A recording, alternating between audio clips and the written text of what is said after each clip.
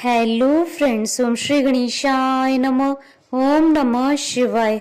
आप सभी का स्वागत है आपकी अपनी यूट्यूब चैनल पर। फ्रेंड्स, आज हम आपको इस वीडियो में बताने जा रहे हैं संतान सप्तमी व्रत का शुभ मुहूर्त, पूजा विधि, व्रत पारण की विधि, व्रत कथा और महत्व के बारे में।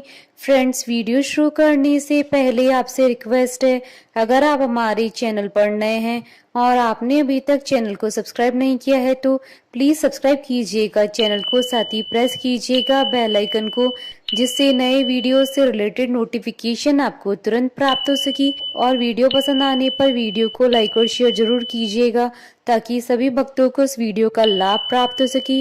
और कमेंट बॉक्स में ओम नमः शिवाय जरूर लिखिएगा। प्रत्येक वर्ष भाद्रपद मास के शुक्ल पक्ष की सप्तमी तिथि को संतान सप्तमी का व्रत किया जाता है। संतान सप्तमी को ललिता सप्तमी, अपराजिता सप्तमी और मुक्ताभरण सप्तमी के रूप में मनाया जाता है। इस दिन माता पिता या दोनों में से कोई एक भी संतान सप्तमी का व्रत एवं पूजा कर सकते हैं। इस दिन भगवान शिव और माता पार्वती की विधि विधान से पूजा की जाती है।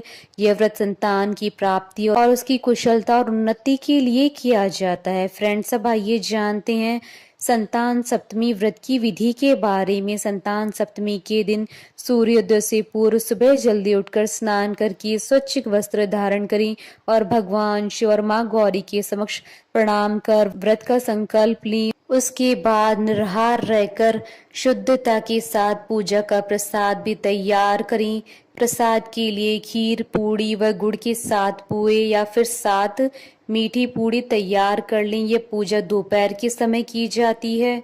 पूजा के लिए धरती पर चौक बना ले अथवा धरती पर चौकी रख लें। उस पर माता पार्वती और भगवान शंकर की मूर्ति स्थापित करें। इसके बाद कलश की स्थापना करें तथा आम के पत्तों के साथ नारियल रखें। इसके बाद दीपक जलाएं और आरती की थाल तैयार करें। हल्दी, कुमकुम, चावल, कपूर, फूल, कलावा आदि अन्य सामग्री एक साथ रख लें। आप 7 मीठी पूड़ी को केले के पत्ते में बांधकर पूजा में रखें और संतान की रक्षा और उन्नति के लिए भगवान शिव और गौरी मैया से प्रार्थना करें। पूजन करते हुए भगवान शिव जी को कलावा अर्पित करें। पूजा करते समय सूत का डोरा या चांदी की चूड़ी हाथ में पहनकर रखनी चाहिए। यह व्रत माता पिता द्वारा संतान की कामना और उज्जवल भविष्य के लिए किया जाता है। पूजन के बाद धूप दीप नैवेद्य अर्पित कर संतान सप्तमी की कथा पढ़ें अथवा सुने तथा बाद में कथा की पुस्तक का पूजन करें। व्रत पारण के लिए पूजन में चढ़ाई गई 7 मीठी पूड़ी अथवा पुआ खाएं और अपना व्रत खोलें। फ्रेंड्स, अब आइए जानते हैं साल 2024 की संतान सप्तमी के शुभ मुहूर्त के बारे में। हिंदू पंचांग के अनुसार साल 2024 में संतान सप्तमी का व्रत 10 सितंबर 2024 मंगलवार के दिन है। भाद्रपद शुक्ल सप्तमी तिथि प्रारंभ होगी 9 सितंबर 2024 को रात्रि 9:53 पर और भाद्रपद शुक्ल सप्तमी तिथि का समापन होगा 10 सितंबर 2024 को रात्रि 11:11 पर। पूजा का शुभ मुहूर्त रहेगा 10 सितंबर 2024 को सुबह 11:53 से दोपहर 12:43 तक। फ्रेंड्स, अब आइए प्रारंभ करें संतान सप्तमी व्रत की कथा। पौराणिक कथा के अनुसार एक बार श्री कृष्ण ने युधिष्ठिर को बताया था कि किसी समय मथुरा में लोमेश ऋषि आए। मेरे माता पिता देवकी और वसुदेव ने उनकी सेवा की।